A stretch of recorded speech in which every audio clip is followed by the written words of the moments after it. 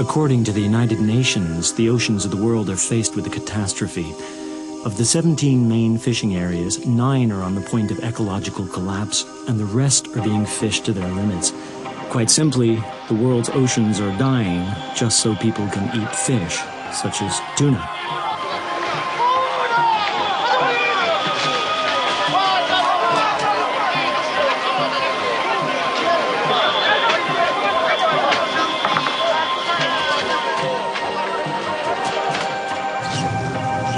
But it isn't just the fish that suffer.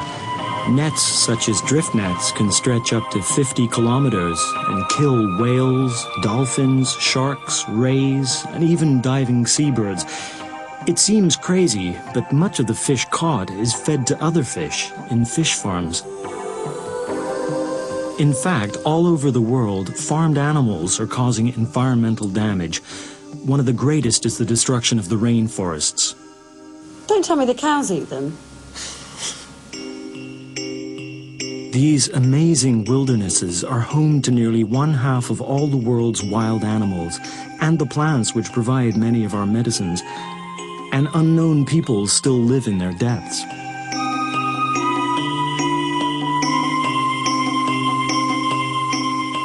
And what do we do with them? We cut them down. For what?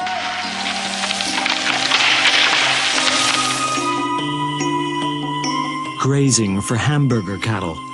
Central and South America are among the worst areas affected.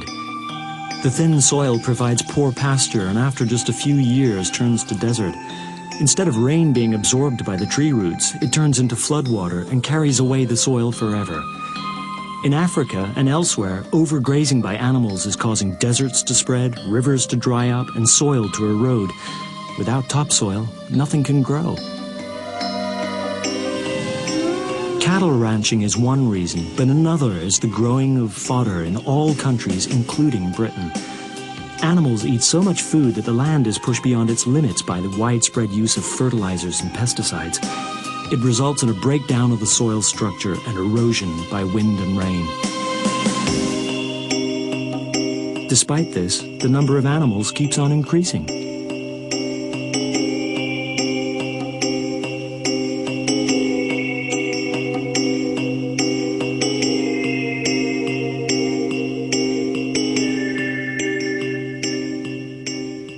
About animals than you do about people. So what are you doing for people?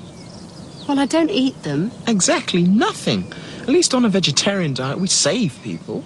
There are many more farm animals in the world than there are people. Oh. That means they use too much land, they use too much water, and they eat too much food. And that's one of the reasons why the world's poor have to go without. Just look at America. The amount of soya and wheat they feed to their cattle alone would feed the entire populations of India and China. Yeah, but at least we're okay in Britain.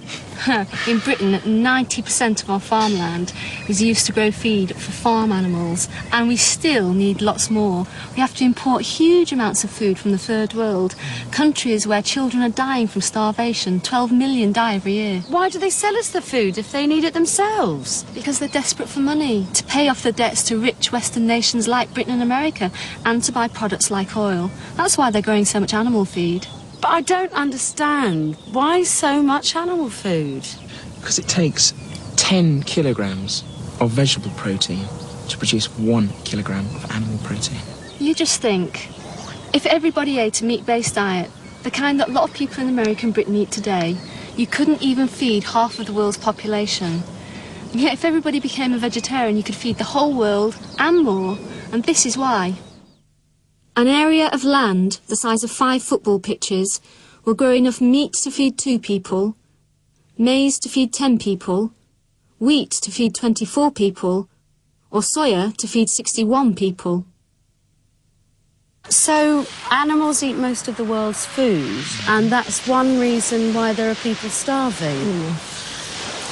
I love my chili, and my burgers, and my sausages, and my pies and all of that sort of stuff. But you can have all of that on a veggie diet. I'd like you to meet somebody. Her name's Rose Elliott, and she's an absolutely wicked cook. I've written a few books on vegetarian cookery. Just a few. And I know that that's something which worries a lot of people. But there are lots of foods which are made to taste exactly like meat. And you just wouldn't tell the difference, but they haven't got anything from an animal in them at all. You see, when some people go vegetarian, they still want to enjoy meaty-style foods. And they can. There's all kinds of food which you can buy from health food shops and supermarkets. Is that pizza? That's pizza. Curry? Yes. Oh, great, okay. All your favourites are here. Burgers? Yes. But you can also make your own foods. And then things really get exciting because there are wonderful tastes and flavours, colours and textures, and the sky's the limit. And the great thing is that no animal has to be killed in order to do it. Can I try a Have a dip, see what you think. That's chili. This is my favourite dish. Oh, good. What does it taste like? Oh, it's wicked. But the food really is delicious. There's no problem at all. And I can still have my burgers.